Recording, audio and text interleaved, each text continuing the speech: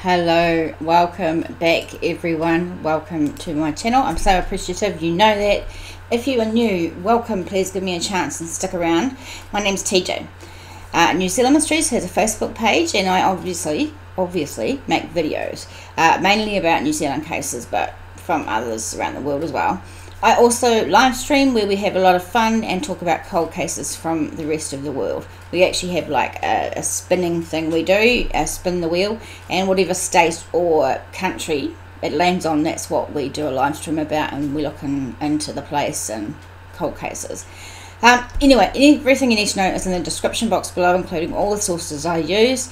There's also ways to donate. I spend a long time researching, recording, and some editing, because I kind of leave my mistakes in for you guys to have a laugh at me. And I also pay to have this video sponsored on Facebook, so it reaches more people. If you can help for a little, it's $3 a coffee. Check out down below. Grab your coffee. I've got mine. Please like, sub, share, follow, whatever, and let's get into our case today.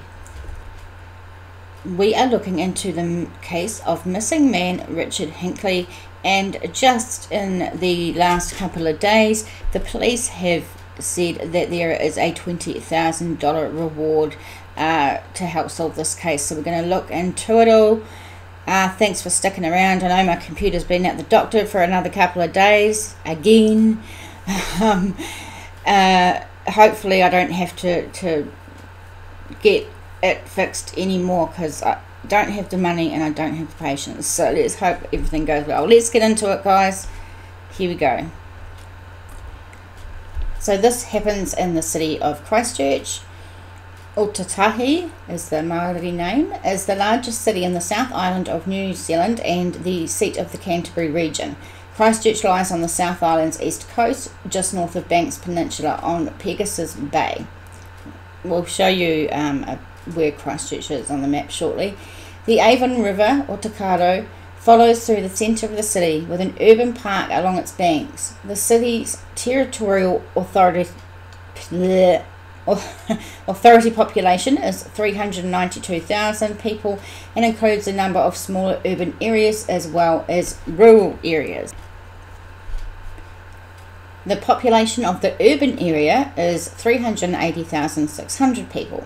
Christchurch is the second largest city by urban area population in New Zealand after Auckland. It is the major urban area of an emerging sub-region known informally as Greater Christchurch. Let's quickly have a look. So if you don't know, here's Christchurch on the map, the red dot there, in the South Island. So we're the biggest in the South Island.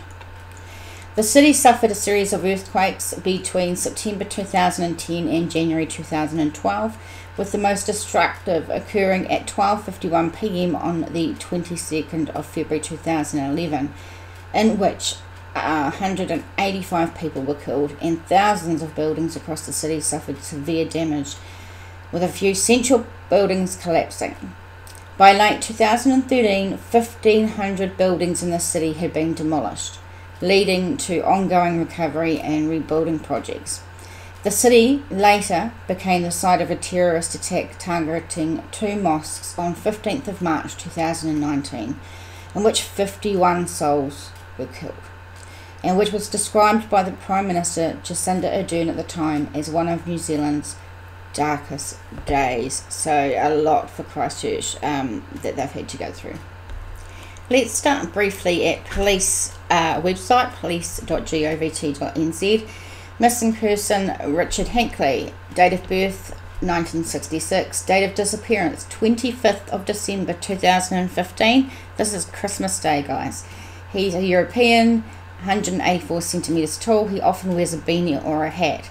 So all this says is Richard was last spoken to on Christmas Day, 25th December 2015, and has not been seen or heard from since. Now his reference number is 160210/8867. I'm going to have that in the description box below. Also where you can call if you have information as well. I mean, someone out there is going to talk. Someone wants this money. So come on now, guys. We've actually been quite lucky in this case, because there's actually, surprisingly for New Zealand, there's like 3 or 4 articles, and they all have a little bit of different information. So let's get into this one. Neighbour says police raided his home, accused him of murdering Richard Hinkley 2 years after his disappearance. And I tell you now, the name of this guy is in the article, but everyone is innocent and proven guilty, and yeah, just keep that in mind. A man says police have accused him of murdering his neighbour nearly 2 years after Richard Hinkley went missing. And this is January 11, 2018.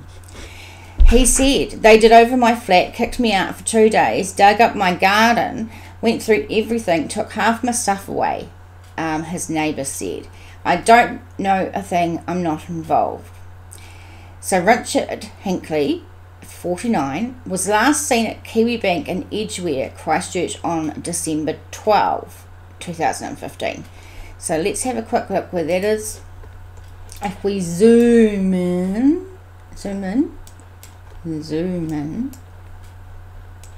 I'm zooming in, I have a kind of a dot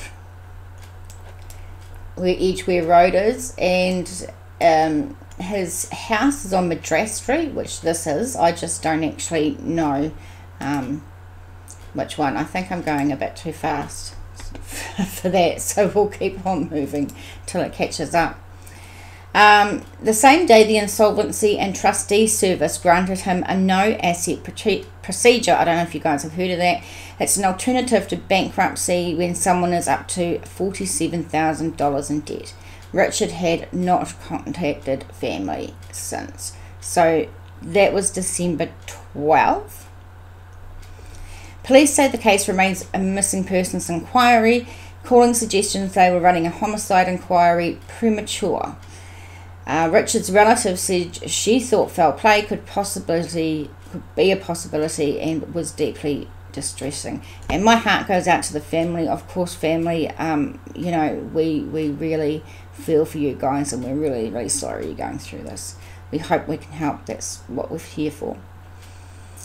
Investigators raided the guy's home, which is directly in front of Richard's, shortly before Christmas last year. He said, while searching his home, Lawrence said police took him to the police station and told him they believed he murdered his neighbour. I've got no idea what happened. He could have left the country for all I know. Police think I had some big falling out with him, but I didn't really. Other people certainly did. I don't know why they aren't investigating them. Who aren't they investigating? I reported him missing. I don't know if that has something to do with it. I don't know if people have been talking. And of course, we know in the true crime world that if you are the person that reports a murder or disappearance, whatever, you're looked at. Person of interest, maybe, I don't know, you know, but you are looked at. Police charged him with burglary. They accuse him of breaking into Richard's home in the days after reporting him missing, stealing and then pawning Hinkley's laptop. He did actually appear in the Christchurch District Court on the burglary charge in December. It is understood he is defending the charge and will appear next month. I think we hear more about that. He said he got on with Richard. He was a friendly guy, a bit different. He says, of course, there's no evidence. I didn't do anything, so how can they charge me? He said there's a bit of anxiety that they could come up with some rubbish story, but the truth is out there. I don't know anything about it. He declined to say who he thought police should investigate. Let's hear a little bit about Richard. A beautiful character. Hinkley's auntie, Jill Martin, who we heard speak at the beginning, said the family was struggling to understand what happened to him. That's the worst of it. She said, you start to think now that he could have taken his own life, maybe, but we don't know.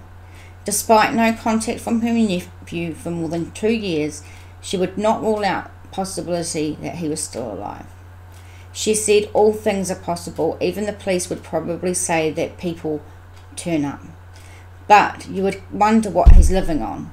I find that the most distressing things is to think that he could be suffering in some way, or someone's using him as whatever. That's a very uncomfortable to think of. Richard is an only child. He lived with his parents until he was 17. When they separated, his father eventually moved to Australia and his mother died in 2011. Jill says this was a very loving lad, probably old-fashioned in some ways. He belonged to a different generation. He was just a sweet lad. Housing New Zealand, which is now called Kāinga Ora, I think. Oh gosh, no, I don't know if it is. Don't quote me on that, but I'm sure we'll find out as we move along. They had Richard's tenancy cancelled in July of 2016. Two of his aunts cleaned his house and stored some items in case he returned. And I think that's one aspect that we actually don't think of when people go missing or something happens to them. What happens to the house that they were in, and the poor families that have to go in there and take stuff out, and trying to choose what you keep, how much do you store, how long do you store it for your loved one. Yeah, that would get me.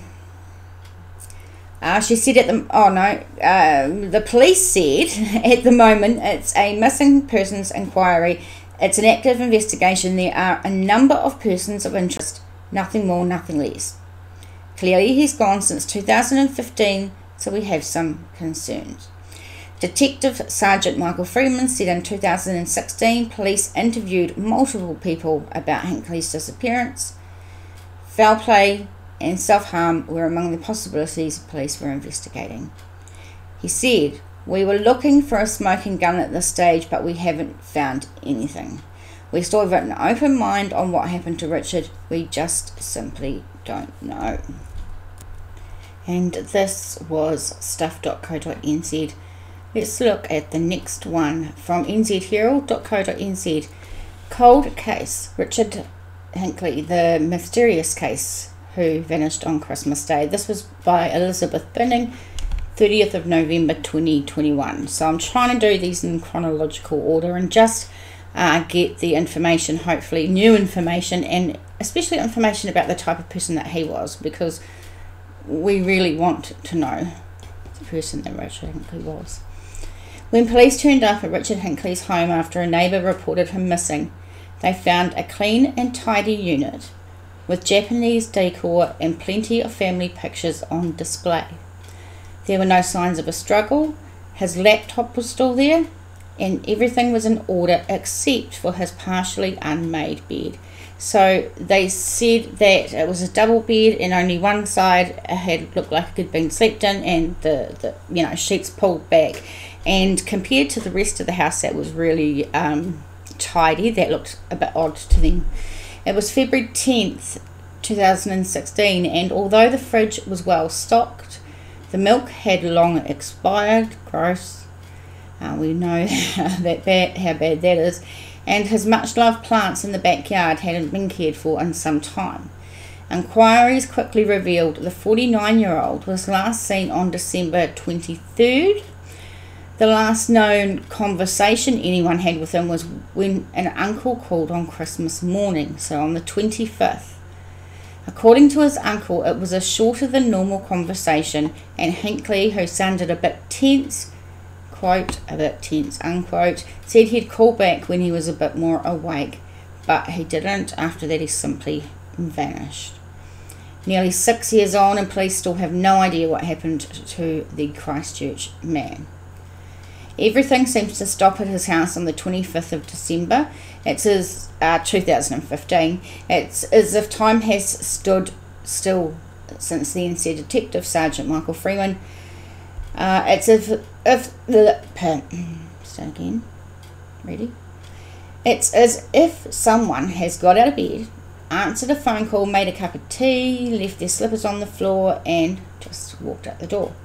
He said police were contacted by Housing New Zealand, which is now Kāinga Ora. On February the 10th, they had received a call from a neighbour who was concerned he hadn't seen him for several weeks. So Kāinga Ora used to be Housing New Zealand, and it's state housing. Police carried out a welfare check but found no signs of a break-in or any misadventure. The flat was neat and tidy, but there didn't appear to be any missing items. But I mean, it's hard to tell, like, if there is missing items, really, isn't there? I mean, if you don't know what items are supposed to be there. Police started contacting known associates, But when no one had seen Richard for several weeks, they launched an official missing persons inquiry, which involved trawling through all aspects of his life. Yeah, not nice. A picture began to emerge of a man who loved all things Japan. He even learned the language and decorated the walls of his flat with Japanese wallpaper. I know people that love things to do with Japan, anything to do with Japan. So it's not just Richard that was into this stuff. I know people that are into this stuff. He was estranged from his father, but had a close relationship with his mum and good reputation with colleagues. He once worked on with a fishing trawler. He had worked here and in Australia, and other jobs included time as a taxi driver and in construction. So he's had a few jobs and different types of things. He also managed his money well until in 2004 he was involved in a car crash that left him with serious spinal and head injuries. In 2011 his mum died and things changed dramatically for Richard. Trigger warning, we're going to talk about mental health and depression a little bit, so if that hurts or triggers, just jump off. See you next time. But alas, we will keep going. His family says the loss hit him hard. He suffered from depression and he started drinking heavily. Emotionally, he took a dive with all that grief, his Aunt Jill Martin said. He also moved into a world where he dabbled in drugs, had more associates than long-term friends, and ended up in financial trouble. His family still don't know any of these factors, or if any of these factors played a role in his disappearance. Freeman describes Hinkley, or Richard, as a unique and slightly quirky individual who would invite associates to his home where they would listen to music, drink, smoke, Mary Jane. There were often disagreements, and friendships often didn't last long, as he was prone to lose his temper if things didn't go his way. Most of the time Richard was quite placid, but he'd rise to the occasion if somebody pressed the wrong button, recalls Patsy, another one of his aunts. He'd stick up for himself and others if he thought there was a wrong being done. Detective Inspector Michael Ford, who was not involved in the case at the time but was brought in to provide a fresh perspective on the disappearance, said finding out what happened to Richard was difficult because there was no body. Options include the possibility that Hinkley took his own life, left of his own accord, and didn't want to be found or was killed by somebody else. Now, they're talking about a show that this information came in on, and it's called Cold Case, and I will put the link down below. It's from TVNZ On Demand. You can actually go back and watch it, and a program, obviously. So a lot of this information came out of that program. Locating Richard is the key to the mystery, he said. When we locate Richard, we will be able to establish how he's got there, why he is there, and who else is involved. And I always say, I feel for people or for families that have missing relatives, because not knowing and not being able to lay their loved one to rest is just, I couldn't imagine how that would be. So money is one factor that could play into all these possibilities. Richard had traditionally been very good with his money and finances, but by the time he went missing, he was looking at insolvency. We talked about that no asset procedure that he sorted out before, working with the budget advisor, and he was trying to repay close to $50,000 worth of debt. So he really got into trouble financially. He had started using a credit card when his mother died, putting the cost of her funeral on the card, and then making regular cash withdrawals from ATMs the following year. I told my kids to never get credit cards. By 2015, the monthly withdrawals were happening at an alarming rate until July, when his card became maxed out. Police are still unsure what he did with the cash. Gambling was considered, but there was no real evidence of that. Associates described how he would flash around the money and count it in front of them. I think that sounds like odd behaviour, and I wonder if this could be... We don't know what the head injury did to him when he had that car crash, and head injuries can do some damage and make people do odd things sometimes, I guess. None of them seemed to know where it came from or what it was spent on. On December 23rd, so 2 days before he went missing, he met a budgeting staff member. He appeared to be on track and had set up the no-act procedure thingy. I forgot the name of it, and he was getting on top of it. Police have questioned whether the shame of that no asset procedure, the insolvency, overwhelmed him, if he used the money to leave his former life and flee overseas undetected, or if associates he flashed cash in front of had taken advantage of that and something more sinister happened as a result. He says, I think it is certainly a bit of a dream to accumulate a bit of cash and create a new identity, but I think he's still in New Zealand, said Detective Sean Greenall, who has also been involved in the case. Freeman said the drug world was fickle, so could have played a role in this disappearance. He said, let's face it, people get killed over an ounce, a pound. If something goes wrong, that could be a possibility, but we just don't know. If foul play was involved, Greenall believes more than one person would know about it because Richard is a big, large man, standing about 184 centimetres tall. And for you folks that aren't in New Zealand, I don't know what that is in feet. You'll have to figure that out. Thanks for hanging in there. I know this is a long case, this one, but I'm kind of glad of that because we're actually getting details which we don't normally get, so I'm quite glad. Police say there weren't any signs that Richard had planned to end his life or flee and create a new one. He had what would have been fresh milk, bread in his cupboards, and he had all his clothes there, and you'd often expect a body to turn up by now if he'd chosen to take his life. The only thing that looked out of place in his flat was the partially unmade bed. It was noticeable because it was a double bed that had only been slept on one side. It struck him as unusual given the cleanliness of the rest of the house. Again, his laptop was missing the second time police searched the home. They later tracked it down. It had been pawned a few days after neighbours reported his disappearance to Kaingaora.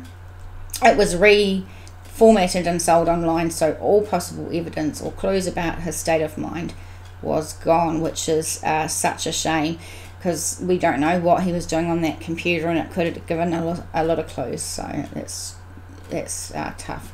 Police say the length of time it took for his disappearance to be reported to police, combined with his lack of good friends, state of mind, and their laptop being reformatted, has made the investigation more difficult, especially in the absence of a body. They believe the answer lies with the public, and that's why I do these videos, and that's why you guys like, share, follow, all that stuff, because you want to help as well. This is very solvable. It's just finding that piece of evidence or information that leads us down the right path, said forward. It's just so important. If the community have information, they tell us. We want to know where he is, because if we find him, everything else will fall into place. Freeman said it's difficult not knowing what happened. He said, it stays with you. Some of these people you don't find because we've got families.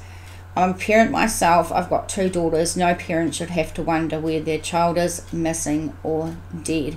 And I guess sometimes in true crime, and in a lot of ways, we forget about we talk about the effects on victims and their families, of course, but sometimes I think we forget about the effect that it has on law enforcement and fire people and ambulances, you know, the things that they see and possibly have to carry with them. We do forget about that. He said you look around the room and he can see there are family memories there, lots of photographs and happy times. He's someone's son, someone's uncle or relative. His family wants some closure. We just have a moment of time. We can evidentially, I should say, put him at his address on Christmas Day, but almost from 10 o'clock that day, Richard just ceased to exist. something that remains difficult for the family to cope with. His father died a few years ago without knowing what happened to his son, and that just breaks my heart. We lost other family members in the last few years, but know what happened. We're able to say goodbye. Oh yeah, so they know what happened. They've lost family. They know what happened. They can say goodbye. But in the case of Richard, we just don't know what happened. There's not a day that goes past that his family don't think about him. She said, when I think of Richard now, I'm just wondering, where are you, Richard? She said, if Richard is no longer alive, we want to bring him back and put him with our ancestors. Breaking heart, guys. Okay, we're going to look at stuff.co.nz. This was by Sam Sherwood on November the 30th, 2021. Murder, suicide, or a new identity, the mysterious disappearance of Richard Hinkley. And I chose this one because there is a few bits and pieces about him that we haven't heard before. Walking into Richard Hinkley's two-bedroom flat on the fringe of Christchurch's city centre, police found few clues to account for his disappearance. The 49-year-old, who had been missing for 7 weeks, had left a pair of sandals neatly in the middle of the living room, with a pair of jandals beside the sliding door. His kitchen was clean and tidy, and above his clock was a collection of more than a dozen cans of Sapporo, the oldest beer brand in Japan.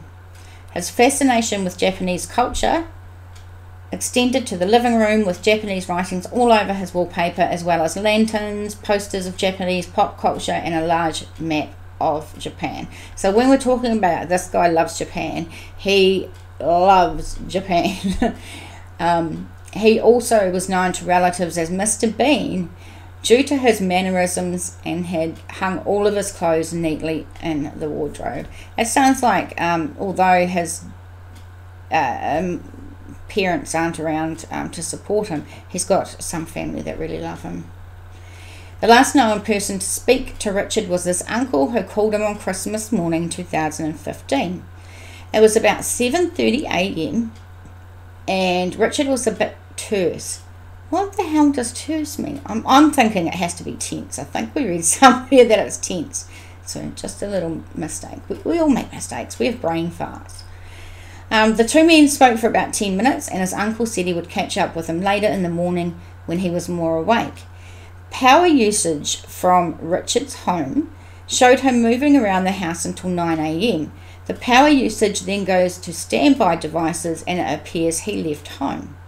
It was not until February 10th the following year that his neighbour reported him missing.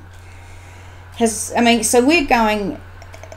That's a long time to be missing, isn't it? Sadly, and not reported. I'm not sure why it took so long to report. His other neighbours hadn't seen him around, and I suppose the neighbour said I hadn't seen him as well, so I thought maybe I should call someone about it. 6 years on, his disappearance remains a mystery, with police making a fresh appeal for information to find him as part of their investigation, and they dubbed this one called Operation Madras, because he lived on Madras, I guess. Hinkley, no, not Hinkley, try Richard Hinkley, I'm sorry Richard, was an only child. He lived with his parents until they separated when he was 17. His father, who suffered from post-polio syndrome, eventually moved to Australia. Richard, who was a bit of a recluse, was 195 centimetres tall. I'm sure that was different before. Of solid build, had a shaved head, and often wore a beanie or a hat. So we've got a cool picture here that we haven't seen before. Looks like his living room, and they're talking. There's obviously Japan map on the wall. He was a private person, but he also enjoyed the company of others and had established some friendships. We understand, we've said before, he has mates around. They smoke a bit and drink a bit and have a bit of fun. He would also make them smoothies, apparently. Unfortunately, most of the relationships would break down, in part due to some physical altercations with associates. He did have a bit of a temper, but he was also trying to reach out to people to form those relationships. Richard was paranoid, and at one point had furniture blocking his garage door, telling a relative it was in it was there in case someone wanted to come in. It would give him a bit more time. His aunt describes her nephew, Richard, as a unique individual. She said there was a lot to Richard. He was a deep thinker, but he also had a great sense of humour. You could have a lot of fun with him, you could joke around and just thoroughly enjoy his company, and I could do with a whole lot more of it. It just sounds delightful. It sounds like they've just got such a real nice bond. Martin says Richard immersed himself in Japanese culture, as we know, and actually learned to speak Japanese. At one stage, he rented a big house and filled it with students who helped him with his Japanese while he helped them with their English, which is pretty cool. And we know again that his life took a turn when his mother died. That, combined with the earthquakes, she said, sent him into depression. He was a man that loved to learn and he had hopes and dreams, but the year of 2011 was difficult for him. He had no siblings to share that grief with, and his father was living in Australia battling his stuff. So very hard time for Richard, and lonely, I think, and his grief would have been immense. Despite the countless aftershocks, Richard turned down an opportunity to move to the North Island to live with his maternal relatives because of his deep loyalty to the city of Christchurch. He loved Christchurch and just wanted to be there. While Martin was aware that Richard had been going through a tough time, it wasn't something he tended to share over the phone. He kept it light. He was talking to his elderly auntie, so he told me all the positive things. We had a laugh about things. He didn't really get into many theories. But we know that he had financial issues. We've covered this. The credit card debt, it says on here, was about $12,000. A year later it was $29,000. Now we also heard they said about oh, my hair's sticking up. We also heard that he was doing cash withdrawals from that credit card. That was peaking about May and June with more than $5,000 withdrawn over that period. Eventually he maxed out his credit card. His spending was largely on alcohol, cannabis, and other items. He regularly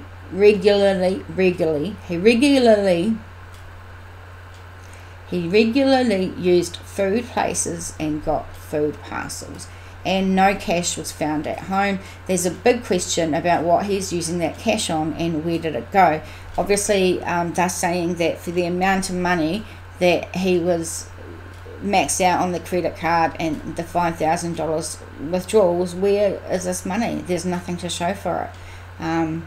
So that's really weird. It would be good to know what happened there.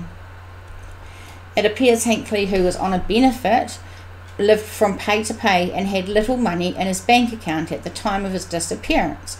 He had no major assets such as a car and lived quite a meagre lifestyle. So here we have another picture of his kitchen. The last known sighting again was December 18 from the budget advisor. They had got that bankruptcy and debt stuff in line. But then on December 12, we haven't heard this, he went to the Kiwibank in Edgware, a short walk from his home. He checked his balance and put a pin on his card. He later went to the dentist to make plans to get his teeth fixed. Now, I don't know about you guys, but when I see someone that's making appointments, you know, like making a dentist appointment, going through this budgeting stuff and doing this insolvency stuff, if you were going to go missing, would you bother with this stuff? I wouldn't have thought so. But Martin puts the debt down to his spiralling mental health. She said, I can see how he would have got into debt, which is not Richard. He always used to be really good with money, but things happened. When I last spoke to him, he had addressed that and could see his way forward. It's like he vanished nearly 6 years on. No answers. There's a number of scenarios. I was about to say scenarios, but I'm not quite sure that's a word. There's a number of scenarios you could pretty much run wild. You could say he's gone out, had an argument with someone.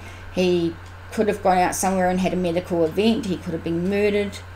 He could have just planned his own demise with all the problems he was having with the cash disappearing. So he did have cash on him. Did he have cash on him? Where did that cash go? And going through insolvency, he could have established a new life with a new identity. I think that would be really hard in New Zealand to start a new life with a new identity. New Zealand's only got 5 million people. I don't know. I think it's too small for that. So he says, well, nothing has come up in the last 6 years. Missing person inquiries, people normally turn up after a short time, so it's unusual for someone to be missing for so long. But we know it's not that unusual because we cover the missing people in New Zealand.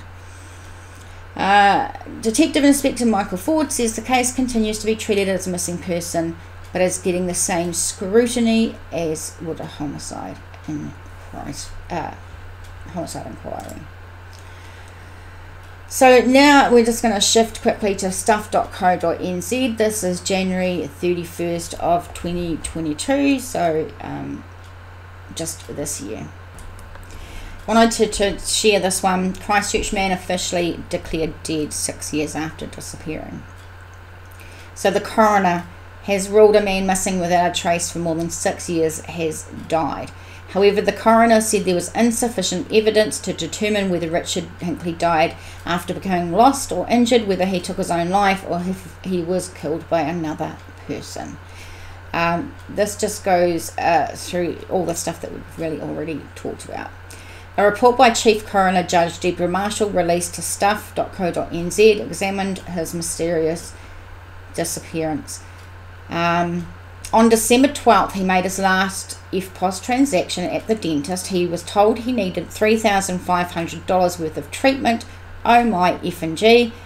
Dentists are so expensive. I reckon Kiwis have the worst teeth. And we're going to the budget advisor. Apparently the budget advisor, the dentist, I think, said he appeared strange and offered him drugs. It's not clear what drugs he offered. Also, when they entered his home on February 10th, the laptop was there, and during the second search of his home on April 13th, nothing suspicious was found. Hinkley's phone, laptop, keys, and FPOS card were not there. The coroner said Hinkley's phone, or Richard's phone, is still active, but no one answered the phone, and the person in possession of it did not respond to messages left by the police. Police inquiries with Immigration New Zealand found no record of Richard leaving the country. I mean, he would have had to have a passport and to get out of the country, so no. The coroner concluded that despite an investigation, police have been unable to establish what happened to him. There was insufficient evidence to decide how he had died, but he's declaring him dead. Richard's aunt Jill said the coroner's ruling was no surprise, as there was no evidence of him being alive. This does not give me closure because I still don't know what happened. I was pretty certain in my mind he had already passed away, but I just would like to know what happened. That's what's keeping me going, is that one day we might find out. And gosh, I mean, we're nearly done here. Please, if you know anything, the information's going to be down below. Nearly there. So this is just the cold case on police.govt.nz. There's a few photos we'll look at quickly, and just at the bottom, investigators are asking for the public's help. Did you see Richard on Christmas Day 2015? Did Richard attend the City Mission's annual Christmas lunch at Christchurch East in Gloucester Street? Did anyone see him there? Were you working on Christmas Day 2015 at a service station or a dairy and recollect a very tall man coming in to buy something? They need your help. Again, I'll have all the links in below. The most exciting thing that happened 23rd, so 3 days ago, police announced $20,000 reward for information about missing man Richard Hinkley. Police feared the circumstances of his disappearance were suspicious. They say they've made extensive inquiries, but unable to provide family with any definitive answers. We have to keep an open mind, however, it is extremely odd that Richard had just disappeared. Hinkley had not made contact with anyone in the past 6 years, and his bank accounts have not been touched. Someone out there either recognises this man or knows where he is, and our aim is to give the family the closure they deserve after such a long time.